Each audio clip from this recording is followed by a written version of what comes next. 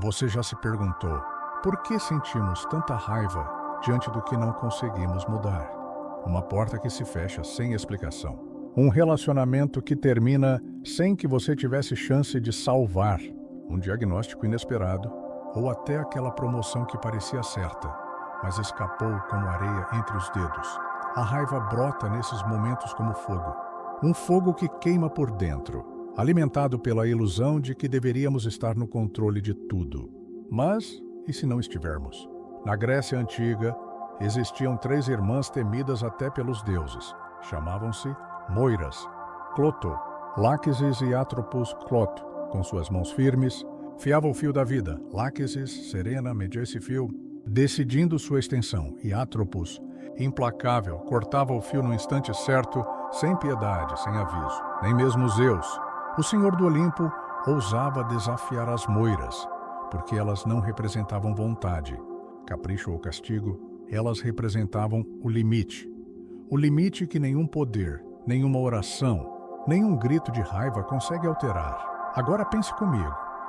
Quantas das nossas explosões de ira não nascem justamente do choque contra esse limite invisível? Você se irrita porque o trânsito não anda.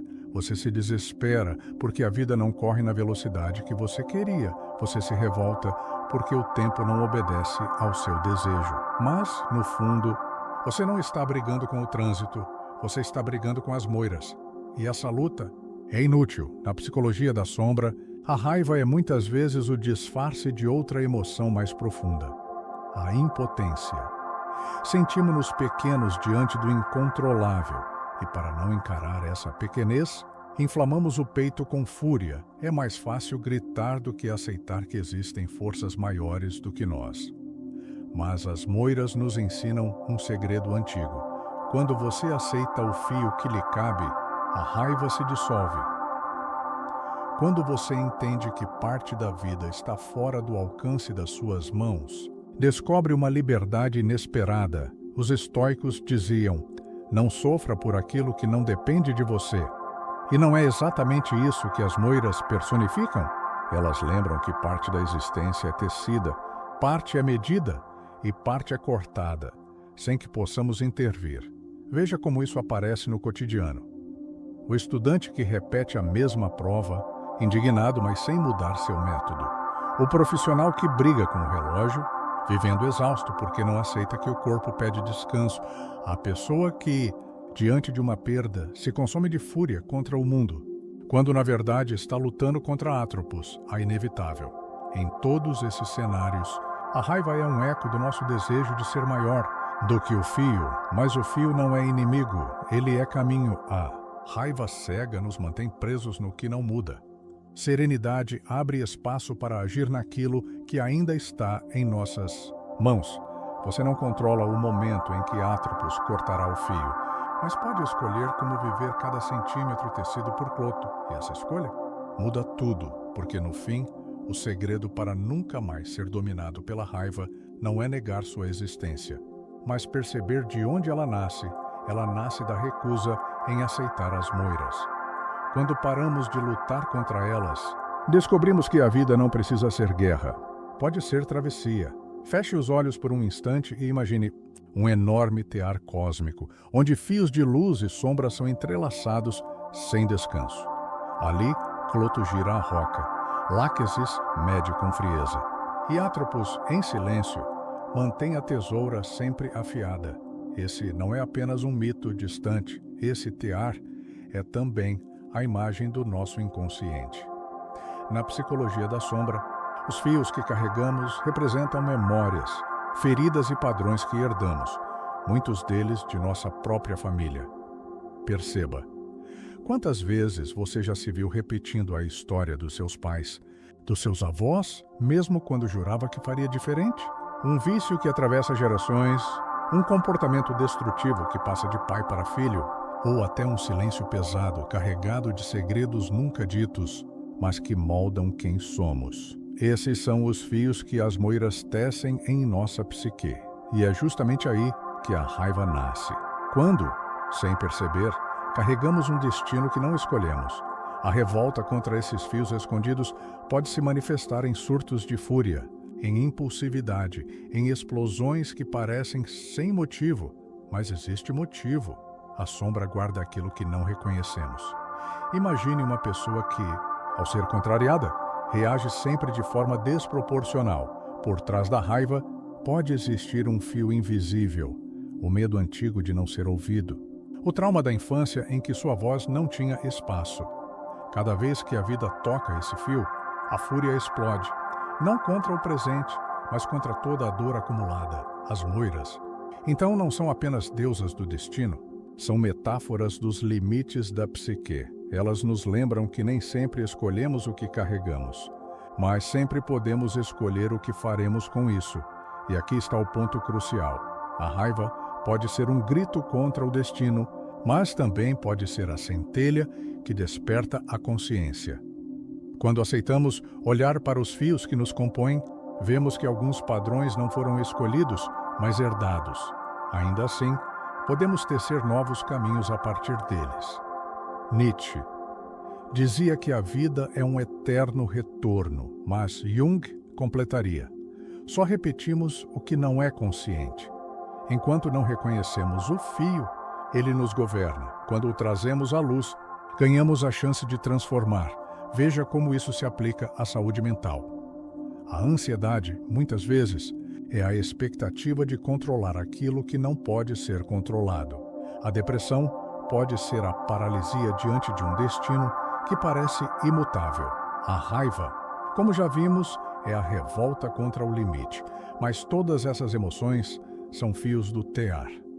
Quando olhamos para eles com honestidade, deixamos de ser vítimas do tecido e passamos a ser co-criadores.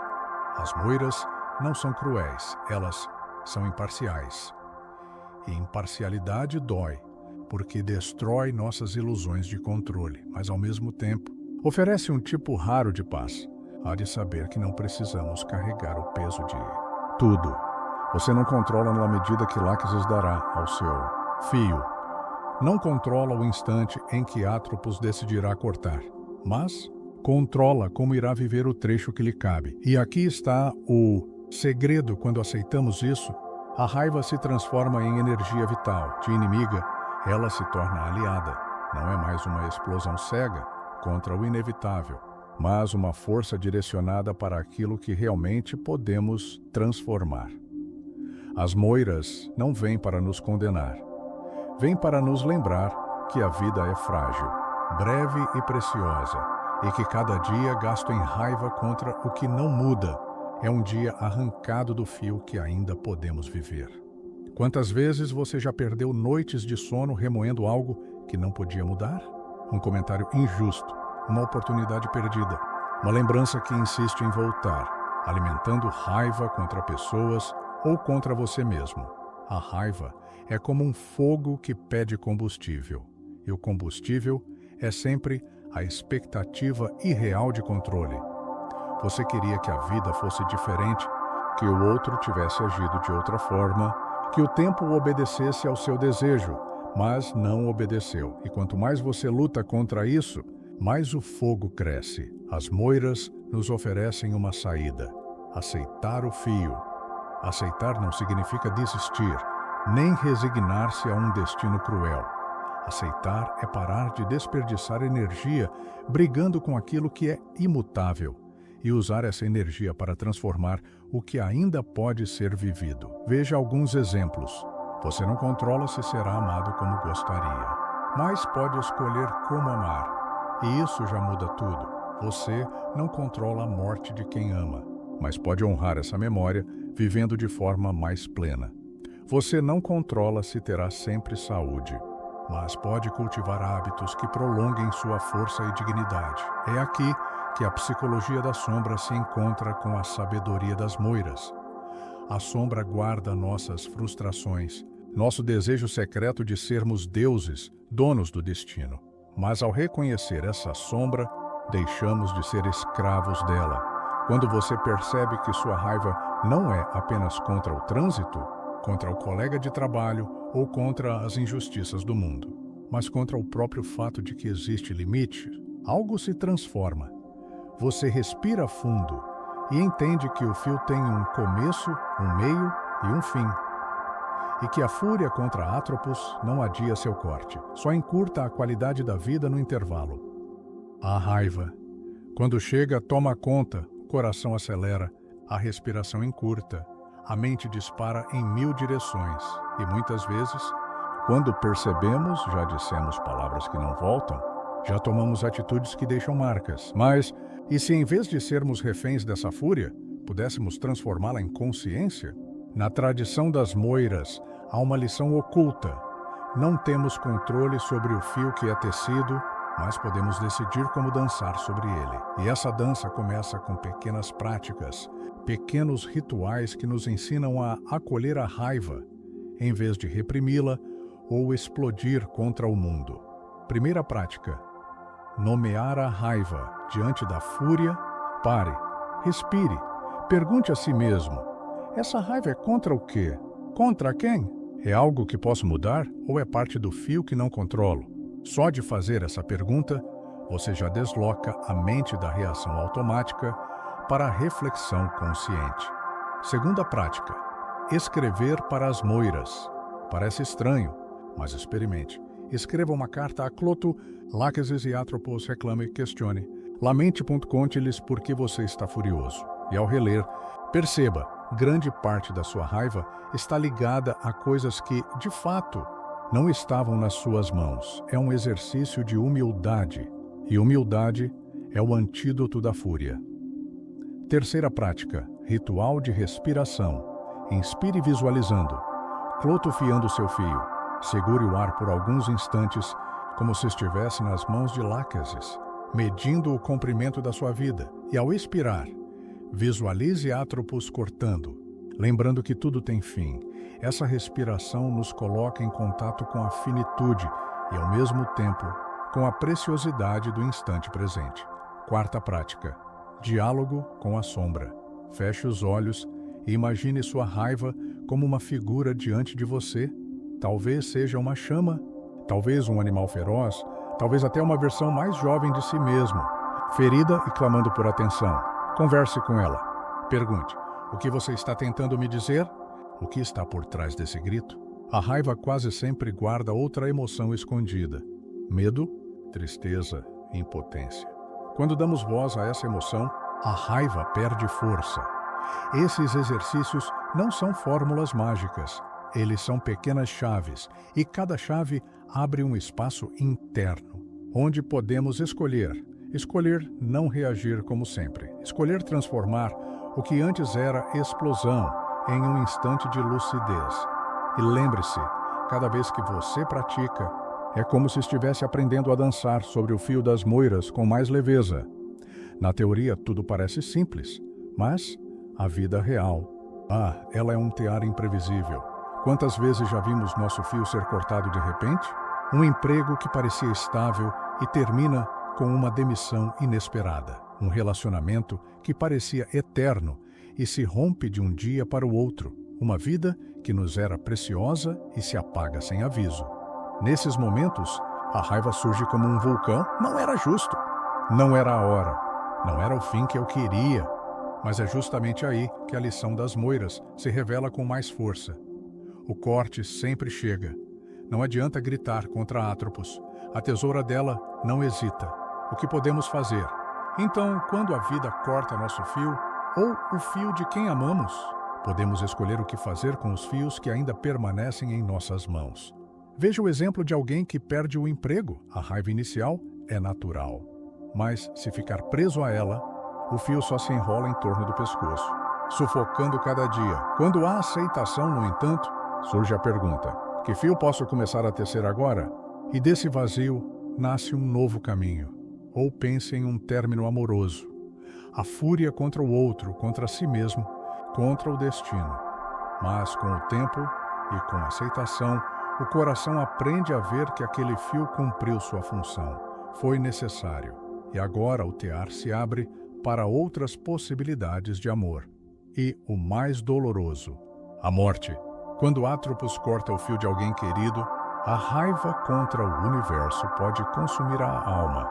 Mas, nesse corte, também está o chamado para valorizar os fios que ainda brilham ao nosso redor. Para amar mais forte, para viver mais intensamente. Cada corte é um convite para parar de gastar energia brigando com o que não volta e começar a investir no que ainda pode ser tecido. Esse é o segredo que transforma tragédias em travessias. Não se trata de negar a dor, mas de transformá-la em consciência, de compreender que, embora o corte seja inevitável, a forma como seguimos depois é sempre escolha nossa. Na Grécia Antiga, muitos temiam as moiras, e havia um motivo. Diante delas, até os deuses eram impotentes. Zeus, Senhor dos céus, podia lançar raios e decretar guerras, mas diante da roca de Cloto, da régua de Láquesis e da tesoura de Atropos, nem ele ousava interferir. O destino, na visão dos gregos, não era uma sentença cruel. Era simplesmente o limite, mas havia também os que buscavam sabedoria nos mistérios. Esses não viam as moiras como carrascas, mas como professoras, eram as guardiãs de uma verdade dura, mas libertadora. A vida não está sob nosso controle absoluto. Cloto nos lembra que cada fio tem um início e que não devemos desprezar os começos, mesmo os mais frágeis. Toda vida, todo projeto, todo sonho nasce pequeno, muitas vezes invisível aos olhos do mundo. Se não respeitamos o início, jamais veremos o desabrochar. Láquesis nos ensina a viver atentos. Cada medida que ela dá ao fio é única, nem curta demais, nem longa demais. É a medida certa para aquela vida, para aquela história. E se cada dia é medido, cada instante importa. A pressa de querer mais ou a ansiedade de controlar o futuro apenas nos afastam do presente, que é o único espaço real onde o fio pode ser vivido. E Atropos? Atropos é a mais temida, mas também a mais necessária. Sua tesoura não é apenas fim, é também chamada a urgência. Ela nos lembra que não temos tempo infinito, que adiar sonhos, amores, reconciliações é um risco mortal. O fio pode ser cortado a qualquer momento. E aqui está a grande revelação. Quando unimos essas 3 lições, a raiva perde o domínio sobre nós, porque a raiva nasce da ilusão de controle total. Nascem de frases como: "Isso não podia ter acontecido comigo. Eu não aceito que as coisas terminem assim. Não é justo que eu não tenha o que quero." Mas as moiras sussurram: "O fio nunca foi todo seu." Na prática, nunca mais se irritar não significa viver sem sentir raiva. A raiva é humana, natural e até necessária em certas situações de defesa. O que significa é não deixar que a raiva governe sua vida. Perceber que cada explosão de fúria é, no fundo, um grito contra as moiras, um grito que não altera o fio, mas consome o pouco tempo que ainda temos para vivê-lo. A aceitação não elimina a dor, mas transforma a forma como nos relacionamos com ela. E aqui entra a saúde mental. Quem aceita seus limites tende a viver com menos ansiedade, porque não exige o impossível de si mesmo. Quem acolhe o inevitável tende a viver com menos depressão, porque encontra sentido até nos cortes mais duros. Quem entende o trabalho das moiras aprende a canalizar a energia da raiva para criar, amar e transformar. Pense em um exemplo simples. Você está preso no trânsito, atrasado para um compromisso importante. A raiva ferve. Você buzina, xinga, sua respiração fica curta, mas nada muda. O fio daquela situação está fora do seu controle. Ao aceitar isso, você pode escolher outro caminho, ligar para avisar que se atrasará, usar o tempo para refletir ou ouvir algo que o inspire. A raiva não desaparece por completo, mas perde o poder de envenenar sua mente. Ou pense em algo maior, a perda de alguém querido. A raiva contra o destino pode ser devastadora. Por que tão cedo? Porque justo comigo. Mas quando, aos poucos, a aceitação se instala, a dor se transforma em saudade amorosa.